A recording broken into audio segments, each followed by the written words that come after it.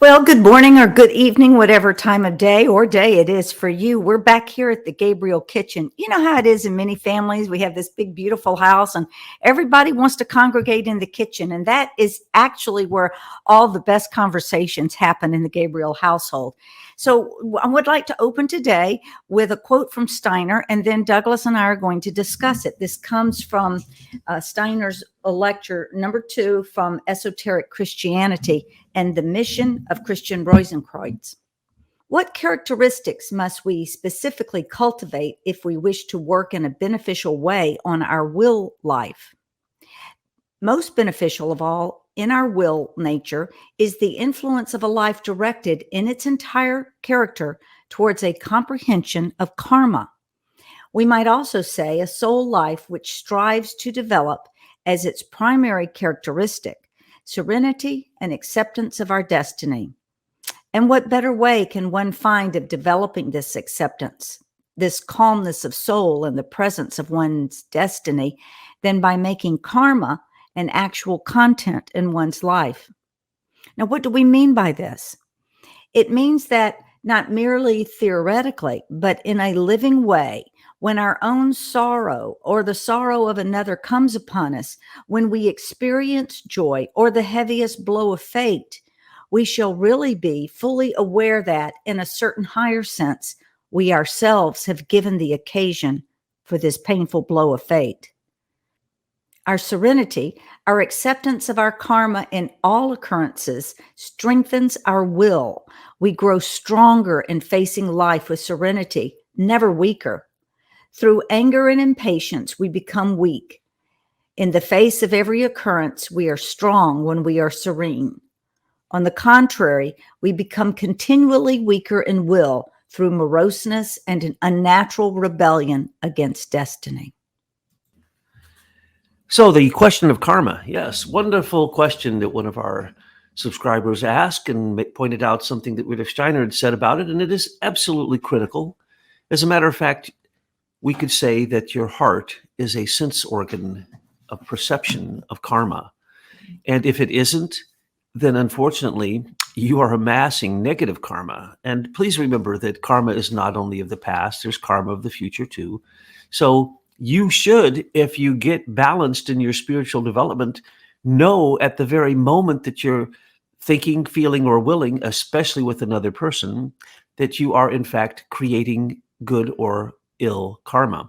There's no such thing as neutral karma. So it is an interaction with other people. And if you become sensitive by using the exercises that Rudolf Steiner talks about, and we've pointed out, especially in our recent talks about sleep and dreaming, if you do the Rückschau, the review of your day in reverse order, and see it from the point of view of everyone around you and how it affected them, you are developing a sense organ of karma. And it is absolutely critical. What will it lead you to? It will lead you to be able to know at the very moment that you have a thought, and you're speaking, say, with someone, and you have this thought, and you're about ready to say it, but you hold back because you know what that other person is going to do, what their reaction is going to be, and you know if it's good or ill. And this is the whole sense of karma that you're supposed to be developing out of any spiritual path, as Christ said, or as the Bible says, cast your bread upon the waters and it will return to you. He also said, what you sow, so shall ye reap. So karma is implicit in every single traditional religion that I have studied, and it is the crucial factor that prepares you for the ultimate vision of reincarnation. For instance, Rudolf Steiner said, when asked, can you tell us about the karma that people sitting here in your audience might have? And he said, you really don't want me to do that, because in many cases you are drawn through spiritual gravitation, I call it, or that's also what AE calls it, and many others. Through spiritual gravitation or spiritual magnetism, you are drawn to the people you owe or they owe you. So he said, if I was to tell you the karma between people sitting in this audience, you may be quite shocked that you're married to the person who in a past incarnation killed you. And I think he even said chopped off your head. So the point is that That's what we're drawn to. We're drawn to what needs to be resolved, because negative karma that you aren't resolving is like a millstone around your neck. And in fact, you really can't move forward until you resolve those things, either with that person or that group of people, that way of thinking, and or others. So it is literally spiritual gravitation that draws people to one another. But unfortunately, because we don't really have the eyes to see karma very well at this point, or reincarnation, we oftentimes create a fantasy of why it is you feel so drawn to someone at the moment of meeting them. Well, many times it's because you're misleading yourself. You're actually saying, this is a good person for me to get with because I have karma with them. Well, it may be very negative karma that you're resolving, and this is a beautiful thing. What better way than to marry the enemy that you killed so that you can spend a whole life resolving that karma and turn it into good karma? And so we have to think about, once you get some spiritual development, playing it forward is what they call. Think about, as you're doing an act, you are not concerned with getting the return of any love, forgiving love, but that it's building the future. It's building the future Jupiter incarnation of the earth. Rudolf Steiner said that you can look at somebody and in their heart, there's a little box. Now, this box has been described in great detail in our work. Let's see, where is that? Where we discuss that? That's in the PDF, the book called The Heart as a Sense Organ. Well, I'll make it easy for everybody. I'll take a note here and make sure that that's in the notes below, but it's in our bookshelf on neoanthroposophy.com. At the top of the page, we have something called Gabriel's Bookshelf, where we have all of our books, including the ebooks. And your book on the human heart is in there. The reason we couldn't publish that one is because there's just way too many videos and colored pictures and all kinds of things that we wanted you to have. And that makes the cost of the publishing way too expensive. Before I give the microphone back to you, though, let's talk about Ruksha for a minute. After you practice this for a while, you might begin to notice that in your everyday life, when you are doing an action, you can almost see the flow of where that action takes you karmically. And so many times you might want to hold back. You go, well, do I really want to tell that person who's been vaxxed 3 times that the illness upon them, what's coming to them, may be detrimental, or maybe there's nothing I can do about it and I don't want to interfere with their karmic path? I mean, that comes up a lot, people wanting to know how far should they intervene with others. Yes, and so we point out in that book, which I can't remember the name of, I believe it's The Heart as a Supersensible Organ of Perception, might be the name of it. And it goes into the fact that John Barnwell, myself, and Ralph Marinelli started, decades ago, working on the concept that Rudolf Steiner said the heart is not a pump. And once you understand the heart is not a pump, then Waldorf education as islands of culture was supposed to then be able to grow in a much greater way. So to understand what the heart is, you can look back into the great writings of the past and see that they say there's a box there. Well, that is true. Rudolf Steiner points out that the box is a cube, and that cube is in your heart. And in that heart, as I talked about just a few days ago, a clairvoyant can look and see beautiful pink drops. And each of those drops is basically it's the release of karmic indebtedness, and it's good karma. So the amount of pink drops in the box in your heart, the cube in your heart, literally is the record of your karma. And also what you owe people is there. That is why your emotions, your feelings, take you to your spiritual gravitation, what it is that you need to connect with, like a magnet. And then once you connect it, remember, the magnet, two like ends repel, opposite ends attract. And so that's why so often the person that we are attracted to is the person we owe. But if you're highly spiritually developed, the person you're attracted to is the same group of people that you were in spiritual community with before. And that is a type of spiritual magnetism that demonstrates that karma is beyond anything that a human being can possibly understand. Rudolf Steiner said that the Lord of Karma is now Christ. He is the guardian of the threshold. He's the one who guards your heart. And the cube in the heart has many names. The thing that you're looking for is to be able to place the wish-fulfilling stone in the cube of your heart, right there with those pink drops. And the wish-fulfilling stone is your ego. And what is the only good wish that your ego can have? Well, the Tibetans would say, I and all sentient beings from now until enlightenment take refuge to the Buddha, the Dharma, the Sangha, for the sake of all sentient beings. In other words, the only really good desire you can have is to become purified so that you can help others become purified and spiritual and reach enlightenment. But to do so, you obviously have to first deal with your own karma.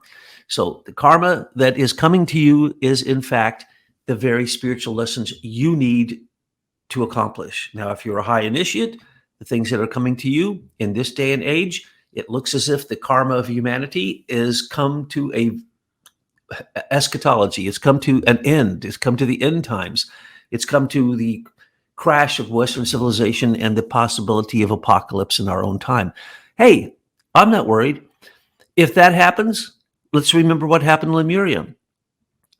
Spiritual or otherwise, if they couldn't stay on Lemuria because of the incredible fiery atmosphere, they went out to the planets. So even if the Earth is destroyed, I personally am taking my beautiful wife to the planet Venus because that's the next stage of evolution. I'm so glad you brought up the Lord of Karma, because this is what I wrote here. I want to talk about that. Let's go a little deeper in there.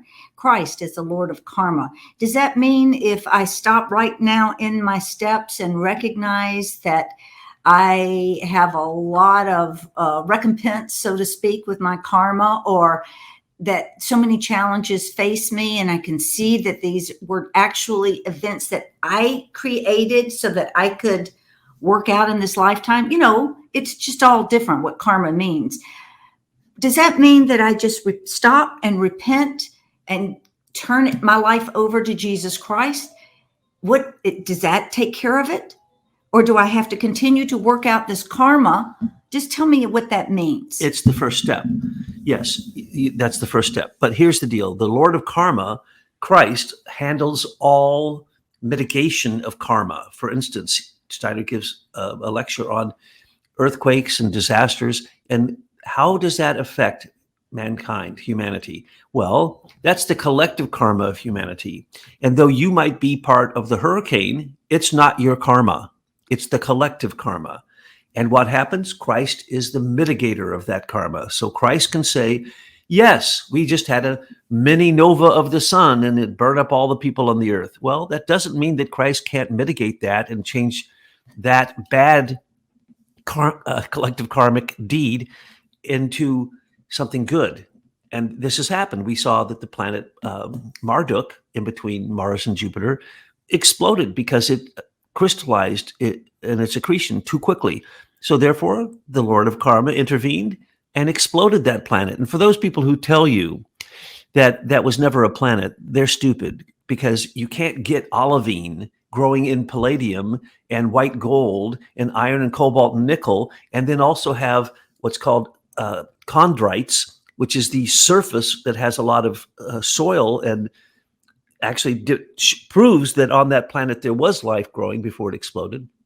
So you have the whole spectrum of the accretion of the spiritual world into material substances. So no, that isn't true. So can the earth then have a really bad experience where it explodes or does something like Marduk did, or we have a mini nova? Yes, it can. Does that mean that your karma is going to be disturbed because you didn't deserve it?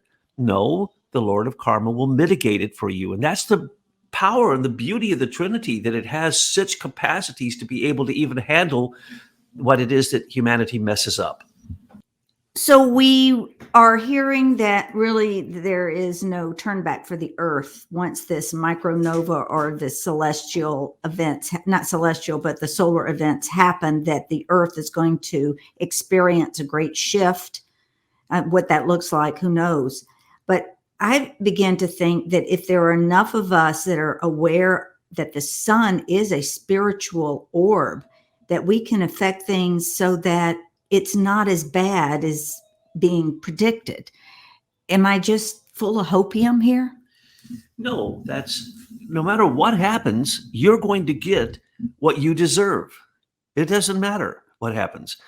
Collectively, through our unconscious, unfortunately, mankind, if I look at mankind right now, humankind and what they're doing, I'm sorry, we've devolved into animalism again. All of our leaders are warmongers, they're liars, they're thieves, they're the biggest fraudulent, evil people that you can possibly imagine. And every single time we get a new leader, it gets worse. So how is that? How is that the karma of good spiritual people? Well, It's not. How can spiritual people affect the spiritual sun? By simply awakening the Christ in you. The minute that you awaken the Christ in you, you become a yeast that affects thousands of people who even are near you. You don't even have to encounter them. One spiritual person in the whole state could, in fact, mitigate the negative karma of everyone else in that state. Right, because I don't plan on going down. I'm up in here in Michigan and Ohio because this is where I was drawn karmically. And I don't see the end of my world in this way. Yes, that's right. And so there you have what's called the Sintamani stone, or the wish-fulfilling stone, this magical stone at your heart, which is able to carry your ego and your ego's karma from life to life. And also, once you're spiritual, you can then say, you want to basically magnify, you want to increase the strength that you have, the spiritual strength, which is not your strength. It's you surrendering to the spiritual world so that their strength fills you, and their thoughts fill you, their feelings fill you, and their plan fills you. So if you're going to have good karma, you're going to align yourself with the divine order and the divine plan. And that calmness is the kind of calmness that is quoted here in this quote that you put up there, the words of Rudolf Steiner. It takes serenity. If you are certain of karma, then why would you be worried about anything? First off, if you're certain of karma, you can't be mean and unkind to other people. It's like someone, for me, I couldn't litter if I had to. Other people will litter and throw things out their car window or just trash up the whole world because they don't understand karma. They're basically fantastically ignorant animals. And for me, it is morally impossible for me to litter. Now, I know that sounds incidental, but this is where karma goes. If you're responsible for every one of your actions and you take it upon yourself quite willingly and say, everyone who I have harmed, I'm going to go back and I'm going to do my very best to resolve that. As a matter of fact, I know people who've called me up before they died to apologize to me. They said, I can't die.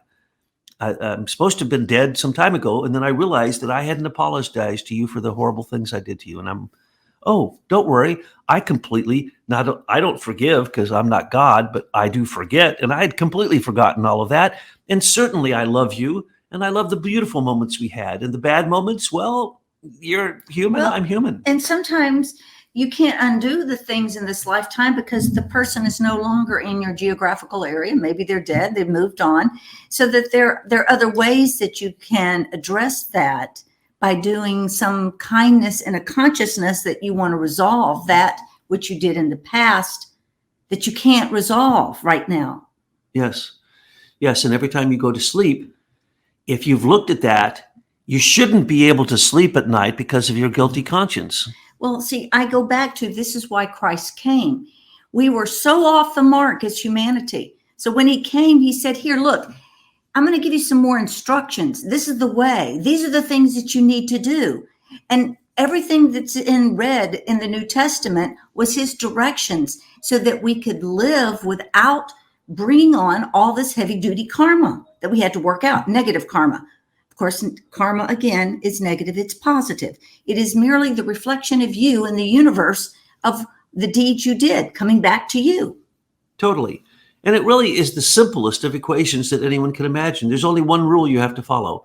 Love God, love your neighbor as yourself, which also includes loving yourself. So that's it.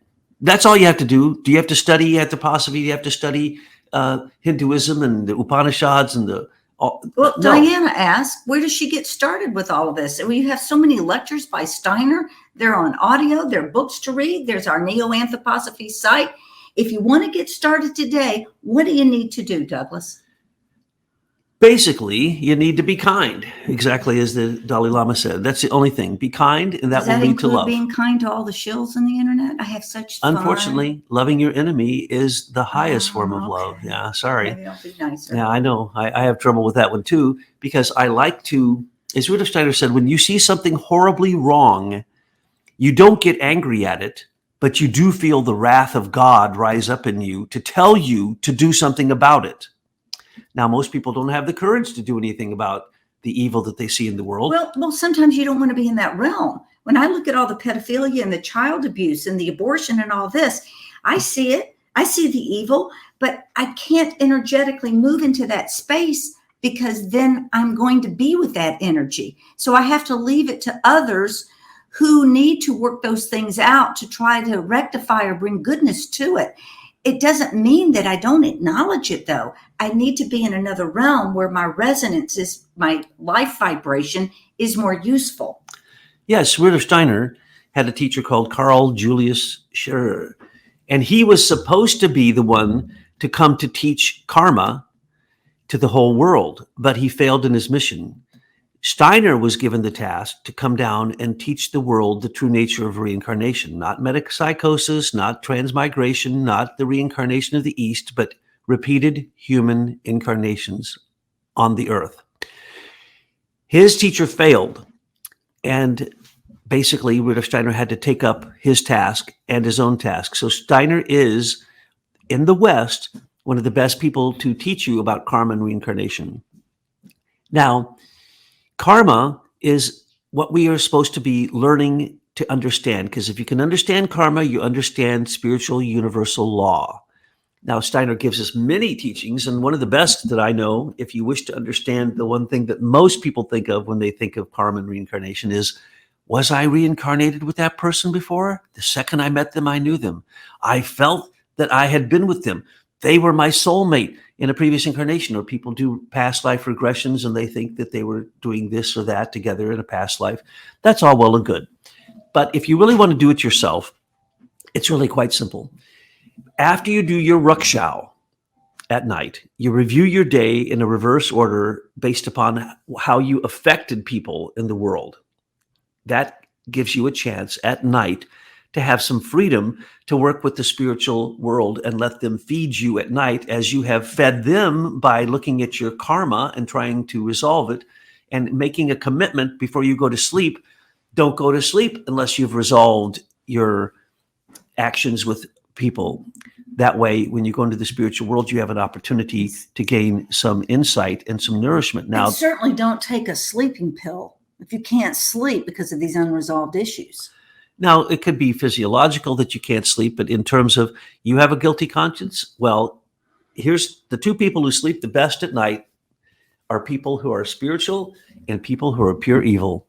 Because why? They don't care what they did to people. As a matter of fact, they're thinking before they go to sleep, oh, darn it, I should have taken bigger advantage of that situation and stolen more from that person while I had the chance. That's what they're thinking, right? So where do they go at night? They go into the subterranean nature of the earth called subnature, and they don't have any encounters with the spiritual world. They have encounters with evil beings who tell them to do more evil.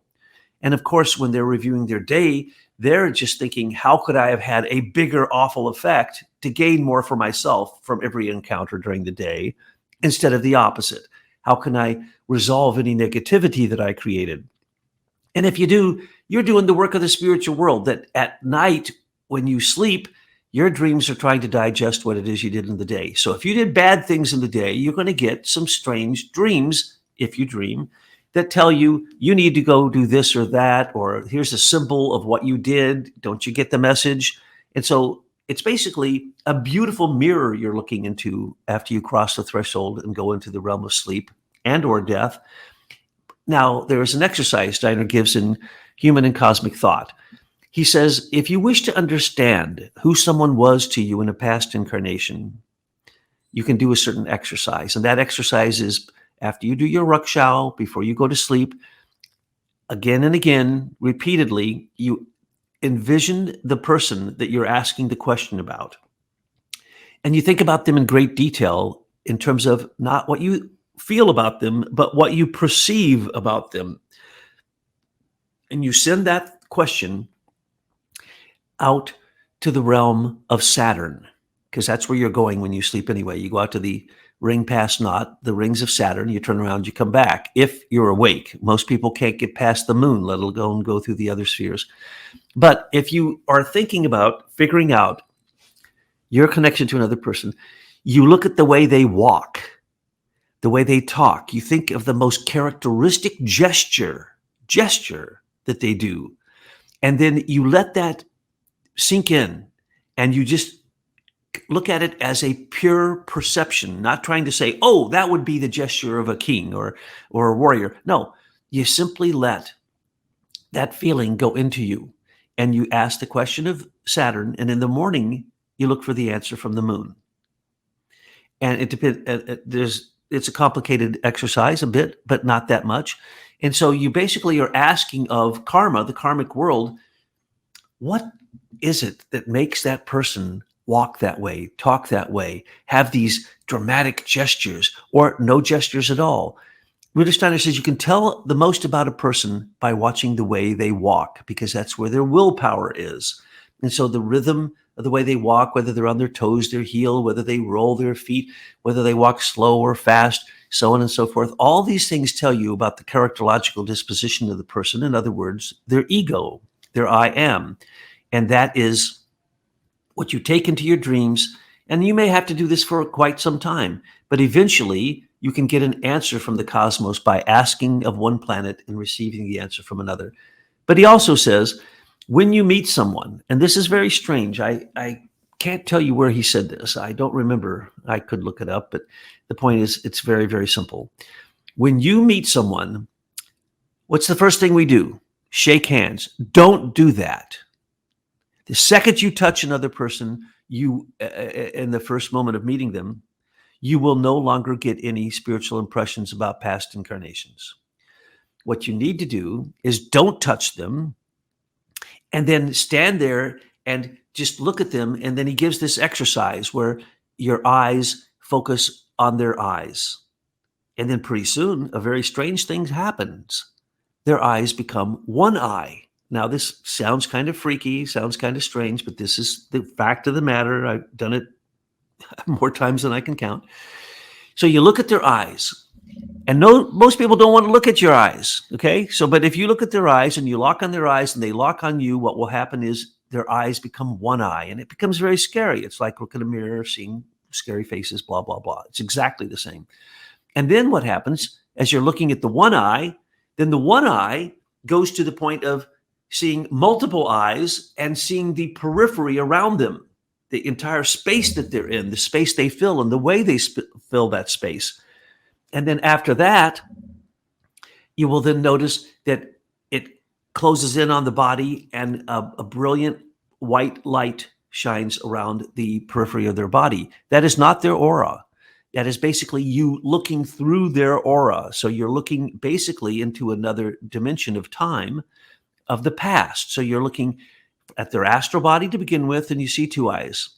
Then you're looking at their etheric body, and you see one eye that turns into many eyes. And then you look at their physical body, and it shows you how they fill the space of the environment they are in and how the space enwraps around them. And at that point, you then look down and see what you're wearing. Now, that again sounds crazy, but he literally says this. You look at the clothes that you're wearing, and especially if you happen to have a sword or a knife or a weapon or a crown or armor or any kind of accoutrements, and then try to understand what those accoutrements, what those clothes, those weapons, everything that's on you, your shoes and everything. The only way you could do this is if somebody was way distant from you, because you can't expect people to do this if they're just meeting a person. I'm at a cocktail party. Somebody comes up to me. I say, what? Whoa, I got to check you out. You got to check out your astral energy, who you were with me in a past incarnation. That ain't going to work. Unless you're clairvoyant, and then it's instantaneous. Okay. So, because you've seen me do that always before, when Douglas many times, and gives these treatments that Rudolf Steiner recommended, we always remember that the practicality of it is what matters most. Right. You're going to have to be in a quiet room, probably sitting down and not shaking their hand, which is the tradition, or giving them the dap or anything else. Don't touch them. But if you know the person, can you put them in front of you in a meditative state and do this examination remotely? Yes, before you go to sleep, the exercise that I just told that's in human cosmic thought. But the deal is that you have to be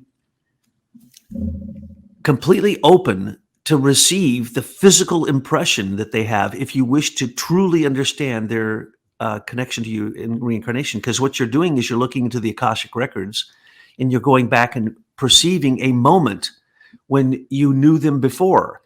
But if you touch them, it's gone. And if you kiss them, that's it. The person who chopped off your head may be the person you think is your soulmate. It's so funny that I've done many readings for couples.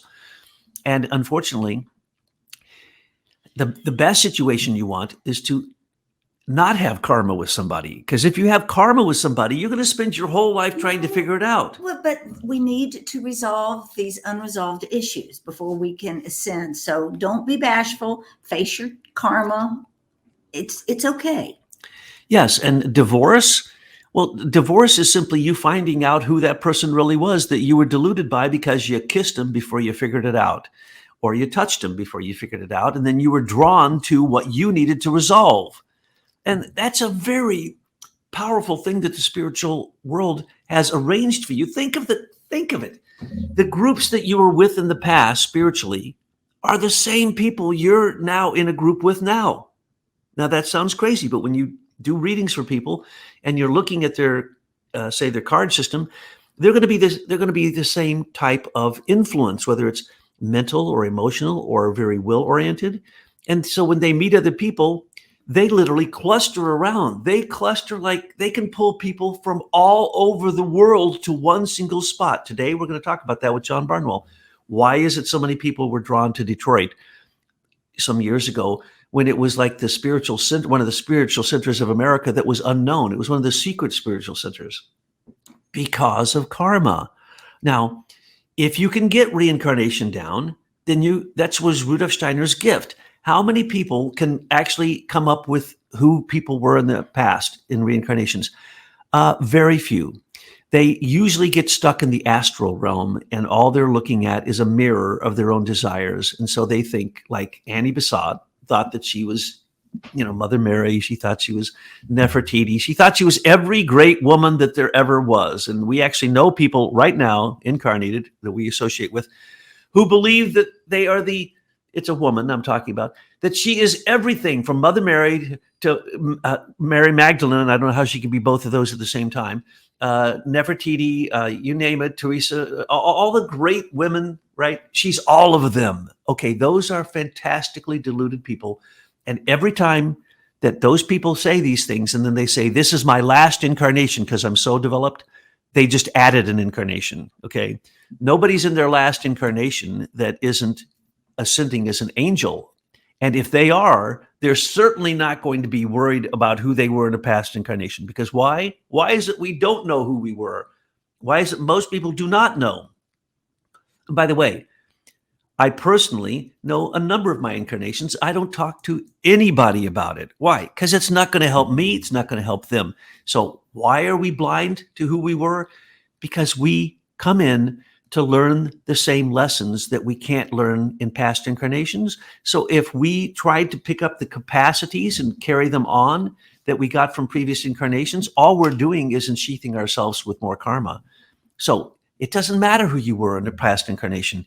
And it doesn't matter who people were to you in the past incarnation, because that's not going to help you now. Well, I know who I am in this incarnation. And right now I need to get the kitchen cleaned up and get my day started. So y'all drop in again. We'll be here. Bye.